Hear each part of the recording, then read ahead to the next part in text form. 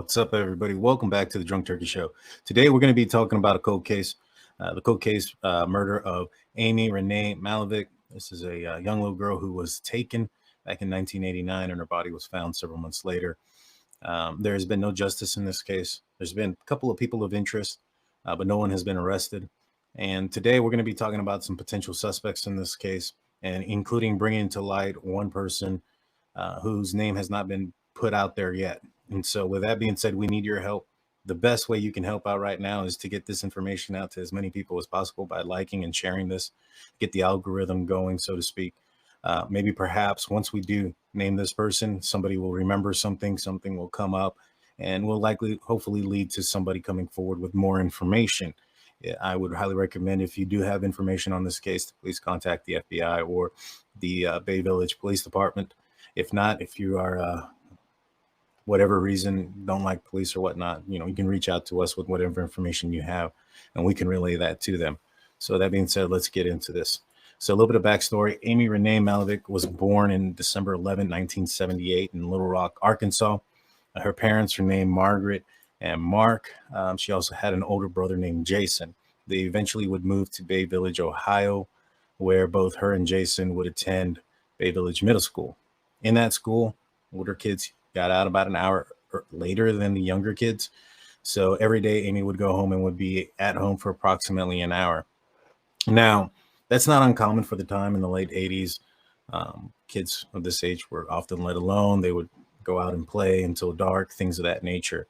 So this wasn't something out of the norm, especially at that time or for that area.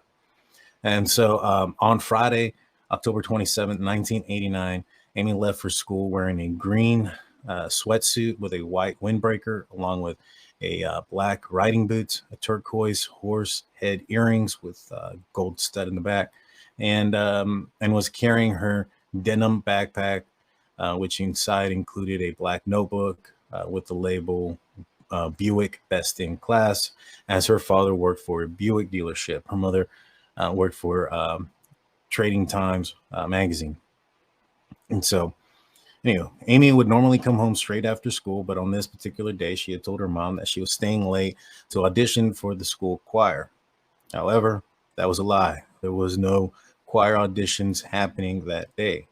Amy had told her friends and her brother that she had received a call from a man who had told her that he had worked with her mother, and that she had just received a huge promotion, which she had received a different position at her job, which I guess could be taken as a promotion, especially for a child, and that he wanted to get her a gift and didn't know what to get for her, so he needed her help to pick something out.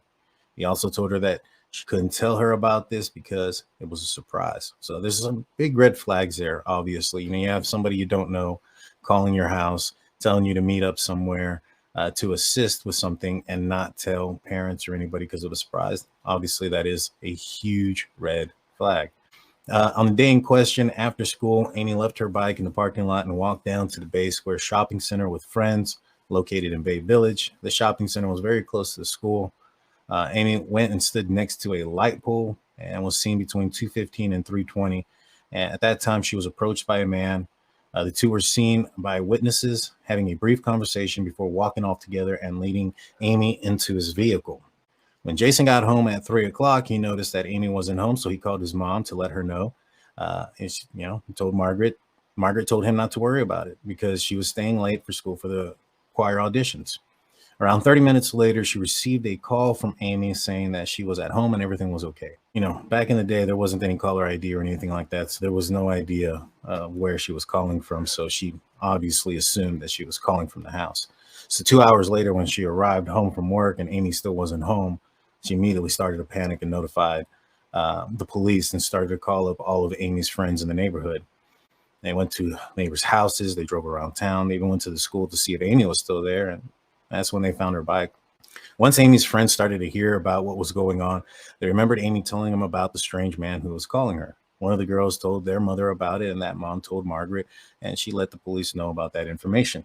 The next day, another call came in from a different friend of Amy's with the exact same story. And so at this point, police obviously knew that this wasn't a situation where she was just hanging out with friends somewhere or she walked off or got lost, that this is something potentially more nefarious had occurred. Witnesses in the shopping center And this is the shopping center, y'all. This is the Bay Village Square. This is a area where it's at. Aerial view. Witnesses in the shopping center were able to describe how this man looked and help them narrow down a time for when in which she had disappeared. But that's all they really knew. But at least that information, they were able to figure out that she was with the abductor at 3:30 when she called her mother to tell her that she was safe.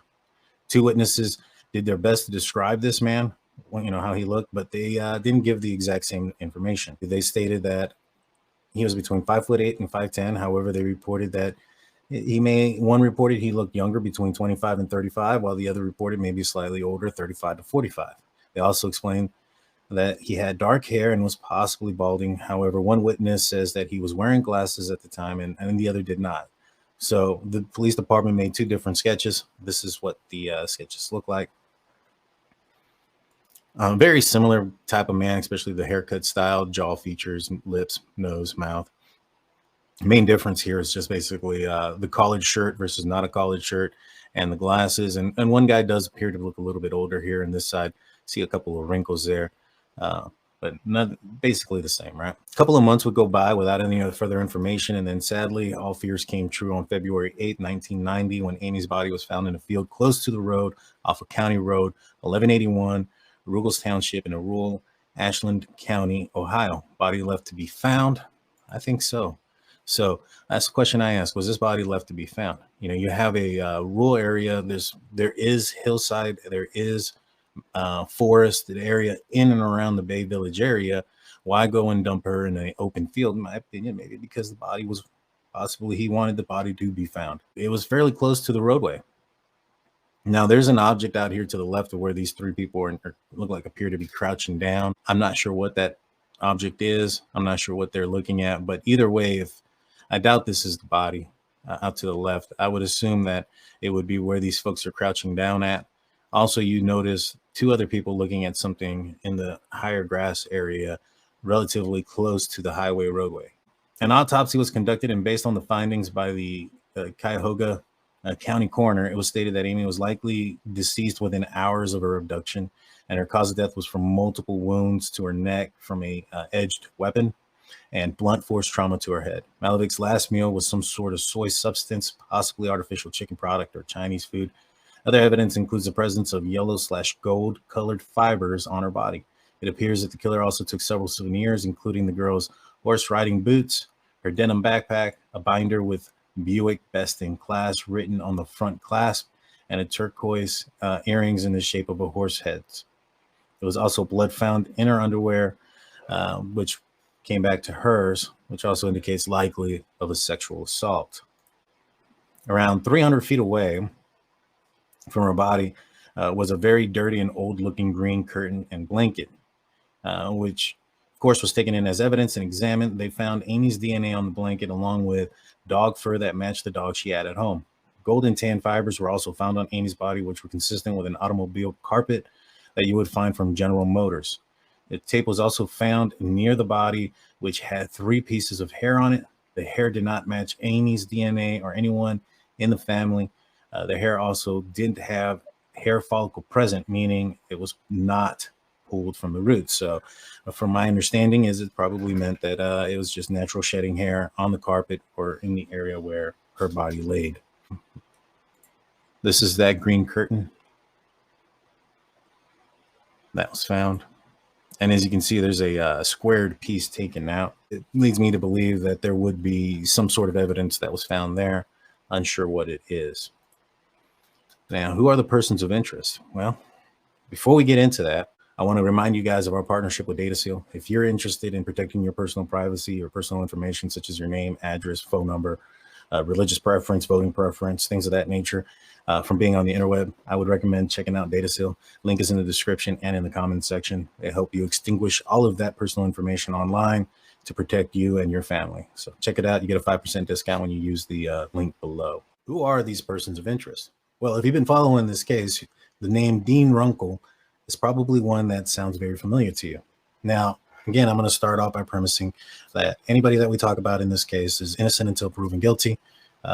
That is the way the justice system works. So everything that we say from here forward is pure speculation. There is some facts to the case, but you can make your own choice and own decision referencing this man. We have spoken with James Renner, author and writer of Amy, My Search for Her Killers, Secret and Suspects in the Unsolved Murder of Amy Mihaljevic.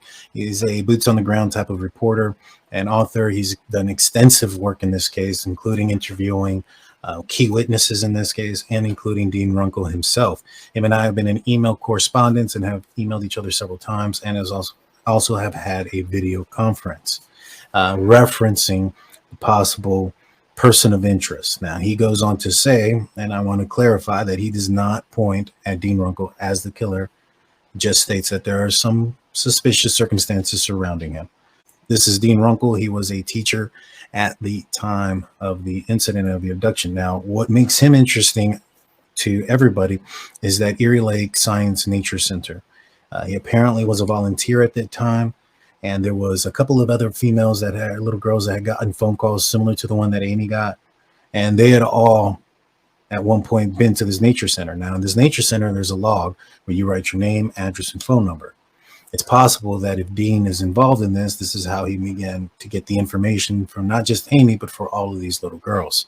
We were going to look at an article written by James Renner on the science. This is called clevescene.com. And this is an article called Person of Interest. Now, in this article, would reference the possible suspect of Dean Runkle. It states here that Maddie was a friend of Amy's that was in the area during the time of the abduction and actually witnessed the abduction happen. She states that she saw a man wearing beige windbreaker with plaid lining, front press khakis, and a button-up shirt.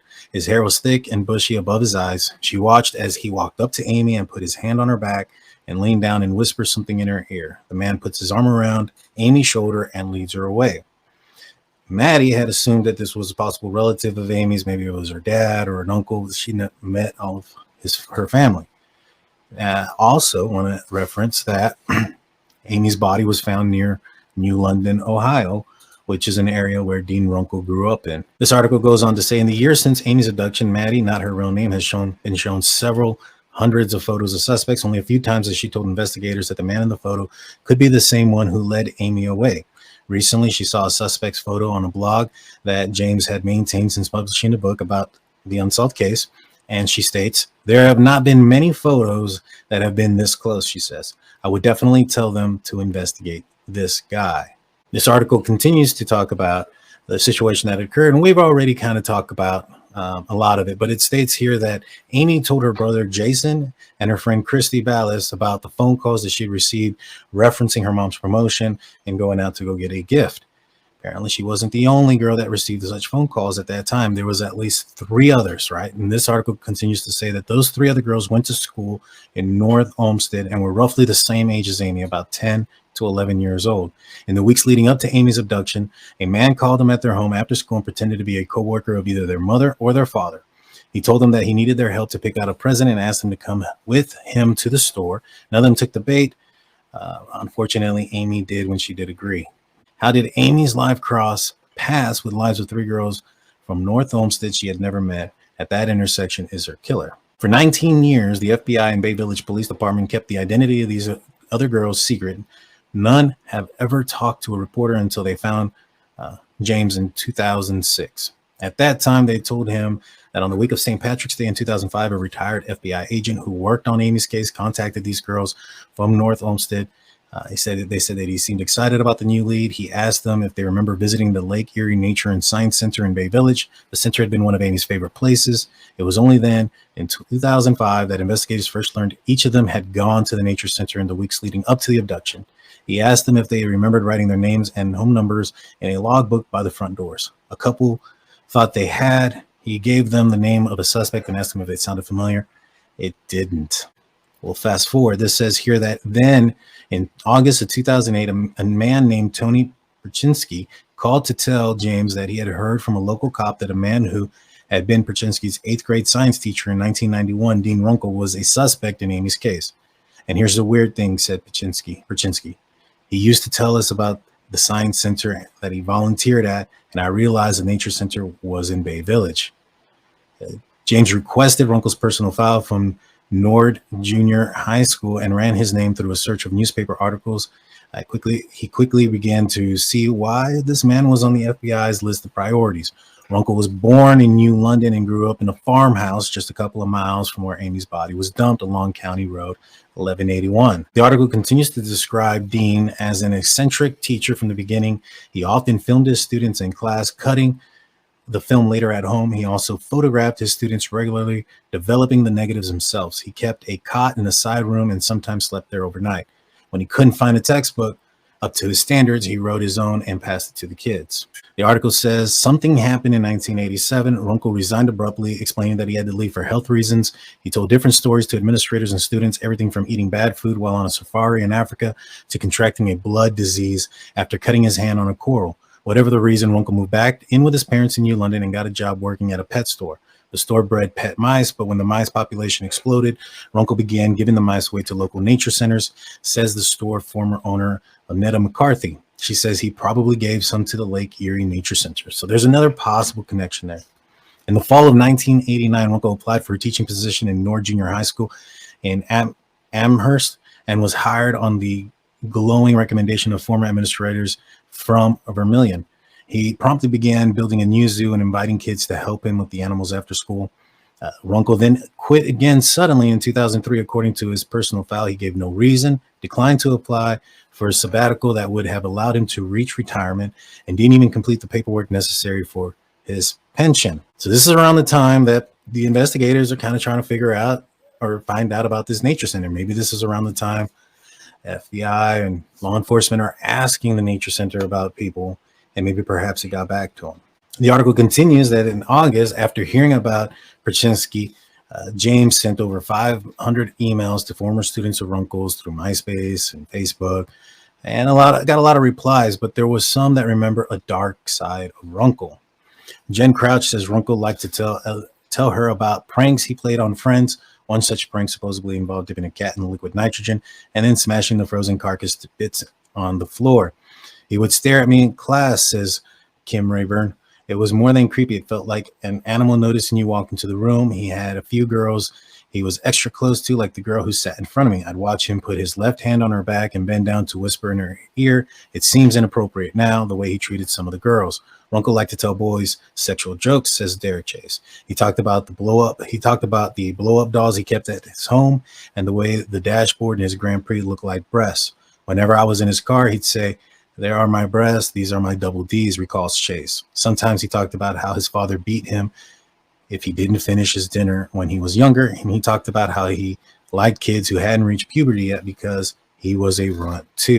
A female student from his class in 1989 says she noticed similarities between Runkle and the composite sketch of Amy's abductor. When she learned he was also living in the New London area, not far from where they found Amy, she called the Amherst police and then confronted Runkle directly. "I said, 'I know you're the one who killed Amy,'" she recalls.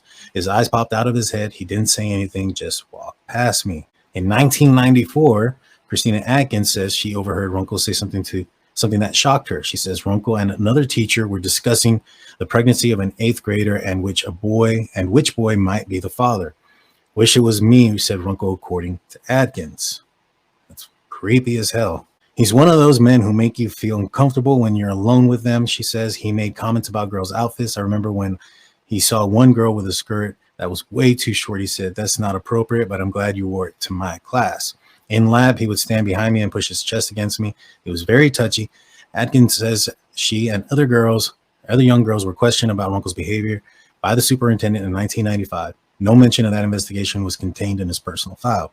Also not in his personal file were the occasions when Runkle was caught alone with students in his gold-colored Grand Prix by both the principal and a policeman who let him go with a warning.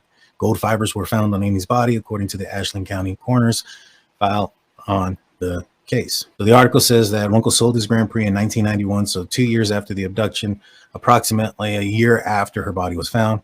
James stated he attempted to locate it in hopes of taking a sample of the carpet that would or could be compared to the gold fibers found on Amy. He tracked it down to a junkyard in rural West Virginia, but when he got there in September, he was told it had already been scrapped a long time ago. Several students say they were invited back to Runkle's apartment after school, but only But the only student who they knew who went inside was a boy named Dan who attended Sailor Way Middle School. Today, Dan is living in a rundown apartment complex in Vermilion. When reached out at home, he admits to being Runkle's favorite for a while. He says that after he left for high school, Runkle used to write him letters. Over time, the letters became sexual in nature. Dan says their relationship was never physical. In 1987, Runkle set a few $1,000s aside in a trust for Dan, according to Dan's mother, but Runkle eventually asked for the money back. It appears Dan stopped hanging out with Runkle in the fall of 1989. These are some very disturbing behaviors by Runkle. And, I'm not sure if he's involved. The main piece of evidence that, leads me to believe that maybe perhaps he's not involved is how would he have known about the promotion of his mother of Amy's mother at work? That's the biggest question for me. Like, how would he know those things? If he didn't commit this crime, it definitely does seem like he's possibly have committed other crimes. But I do understand why and see why he is a person of interest in this case. Not to mention, if you look at his picture here, and we go back to the composite that was put out, there's some pretty good similarities. And as I mentioned earlier, myself and James Renner have been in contact with each other via email and one time during a video conference. I've been able to ask him a few questions referencing Runkle. A lot of those questions are answered in this article, so I'm only going to go through some of those questions that were not. The first question was, Runkle, did he have a connection to Amy's family? According to James Renner, there wasn't any that he was aware of.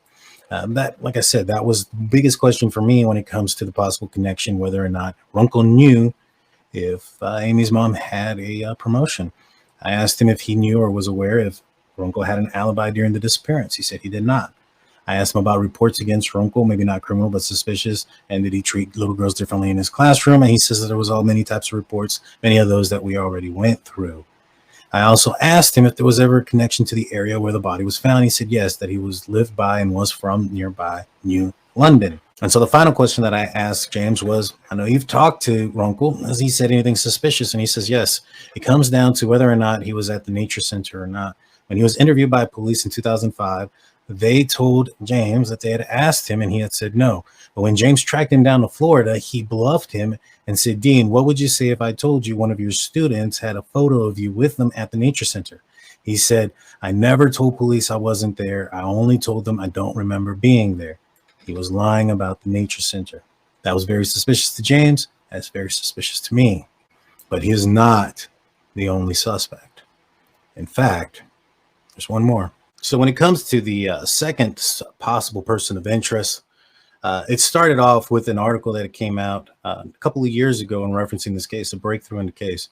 It came out through Cleveland News 5 from ABC, and it was a tip from a former ex-girlfriend of a guy that she thinks is possibly the suspect in this case. And I'll read you the tip. So it's according to a sworn affidavit from a Bay Village detective.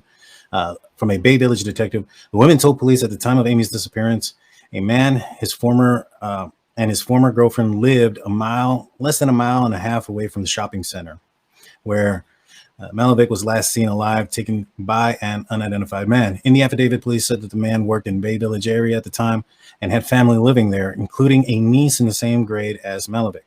Court records show that police said that the women told investigators that the man did not come home that night, that Amy was abducted. Police said that the woman indicated it was unlike the man to disappear and not come home overnight. Investigators said the woman stated that her former boyfriend did call her around 10 p.m. the night of the abduction to ask if she was aware of the news coverage of Amy's disappearance. The detective also said that the woman told him that she believed she traveled with her former boyfriend to Ashland County on one or more trips.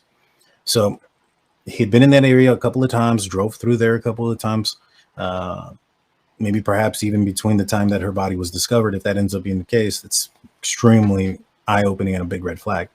So according to the investigators, the man's appearance in late 1989 was consistent with one of the two major suspect composites obtained via witness interviews.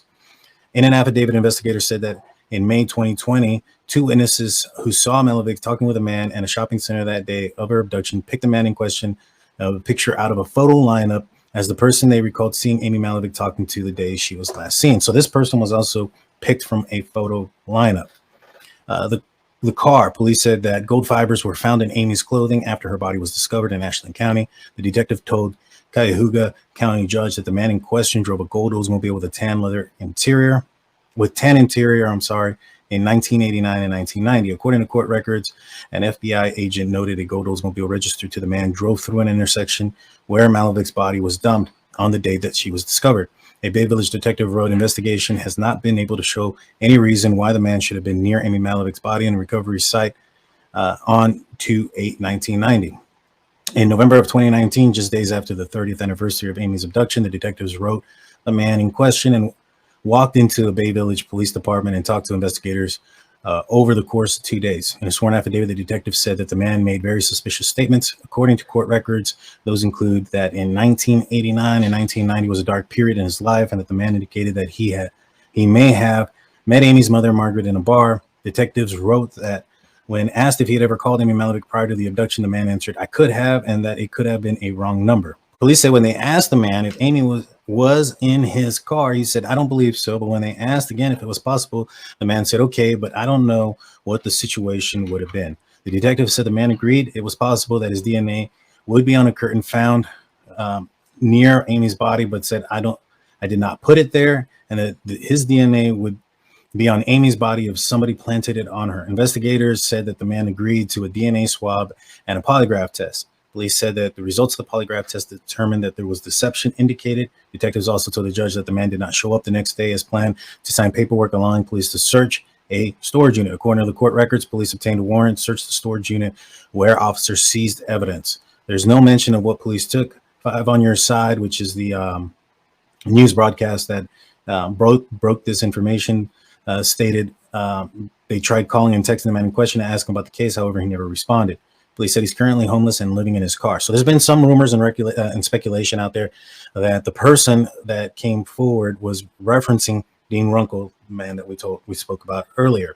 However, like I mentioned before, we have several sources in this case, some that want to remain anonymous. And one of our sources has indicated that the person that was identified in the photo lineup referencing this case was William McClellan, goes by the name of Bill. As you can see, there is some a little bit of a resemblance to the this photo here. He also is wearing glasses, and so this is him, Bill McClellan. He was from Vermillion High School. This is the person that has been speculated to have been positively ID'd by one of the witnesses there, and that is the boyfriend or ex-boyfriend to the girl that came forward. Here is a more updated picture. If you guys know anything about this man, he is apparently living in his car in the Cleveland area still. If you guys know anything about him, or if this jogs a memory or sparks up anything, please contact us, contact the authorities, contact the FBI. We need to get this case solved, y'all. This is the man that is also believed to have failed the polygraph test. Now, we read earlier that in that article that Amy was seen from 2:15 to 3:20 at the Base Village Square, that it was at 3:30 that when she had contacted her mom. Now, if it was Dean Runkle, that would have probably led me to believe that he would have had to have stopped somewhere and used a payphone or something, because he did not live in the area of Big Village. And I don't think he could have gotten back to Vermillion in time within that 10-minute time frame. It's possible, but I don't know. I don't think so. I'm not from the area. However, we have found out that William only lived 2 minutes away from this area and only lived approximately half a mile from Bay Village Square Shopping Center. And so this is some of the information that we were able to find on him and what we've been able to locate. Mr. McClellan is the adopted son of Fernie L. Blackman. It says right here that that she is the foster mother for William McClellan, and that her ex-husband, or her husband, who was deceased prior to her, is Calvin Charles Blackman. Cal Blackman was the co-founder of RadCon. RadCon was located near the bar and workplace of Margaret. And so it's possible that this gentleman met Margaret at the mall, at that bar, and got the information about her promotion. Because there's one question that bothers me when it comes to Dean Runkle is, how did he know about the mom's promotion? How did he know about those things? Was it just a lucky guess? or perhaps was the person that was notified told. Now, how would he have gotten her phone number or things of that nature? Maybe perhaps Margaret gave him the phone number, or perhaps, there was another thing that I found odd in this case, and that was the fact that one of the things that was taken was a Buick Best in Class notebook that was given to Amy from her father, who worked at Buick and would travel to some of the Buick, Oldsmobile, and Cadillac dealerships in the area. McClellan worked for his father's company, which apparently they were fairly wealthy at the time. I would assume somebody of that wealth status would have purchased that vehicle brand new. Is it possible he also made contact or had in contact with Amy's father? Now, when it comes to where they live, we were able to locate Lynn Blackman, who is tied with Calvin C. Blackman out of Vermilion, Ohio. She also has an address on Lake Road in Bay Village, Ohio.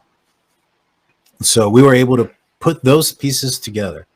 Now, when it comes to this case, like I mentioned before, the timing in which she made that phone call leads me to believe that she was either at a payphone fairly soon, or that he took her back to her place.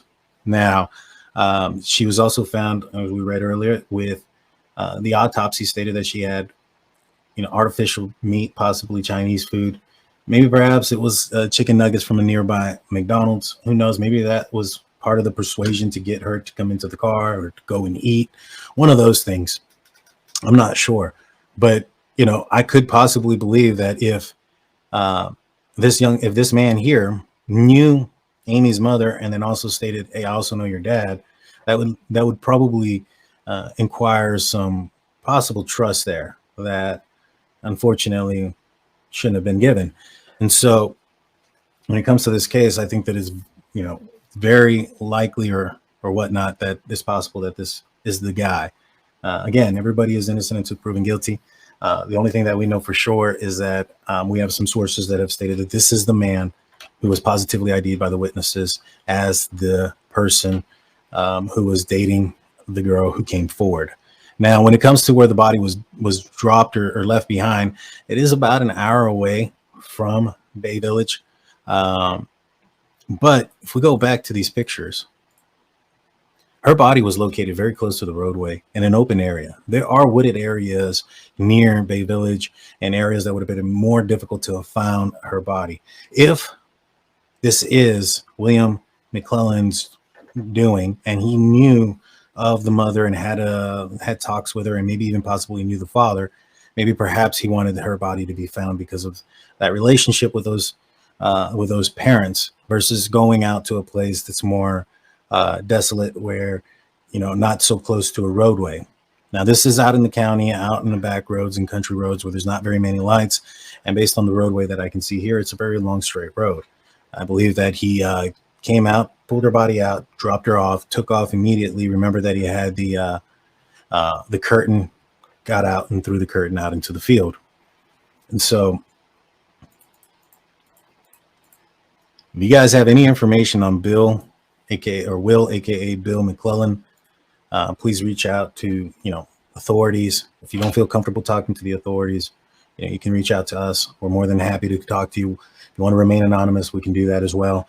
Our goal here is just to get this situation solved. This is it's been a long time coming, and from my understanding is they got some evidence, whether it was from the storage location, which the police did get a warrant for, and they were able to seize some sort of evidence, and also you have the positive identity from one of the witnesses there, and then you have the ex-girlfriend coming forward, also giving her statement. So let me know what you guys think in the comment section. Do you guys think that William McClellan should be investigated a little bit more harshly by the police department? I'm sure he is.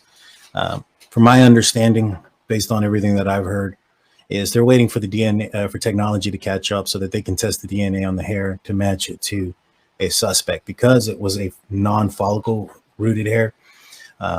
Technology is just not there yet. But maybe perhaps now that we know who this person may have been, maybe somebody saw something, maybe somebody saw them at a restaurant somewhere, maybe somebody heard him say something weird in his past life, or in the past up until this point.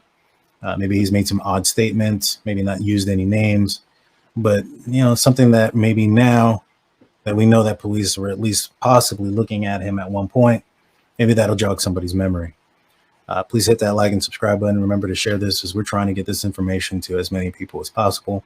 That being said, I'm Daniel J. This is the Drunk Turkey Show. Peace.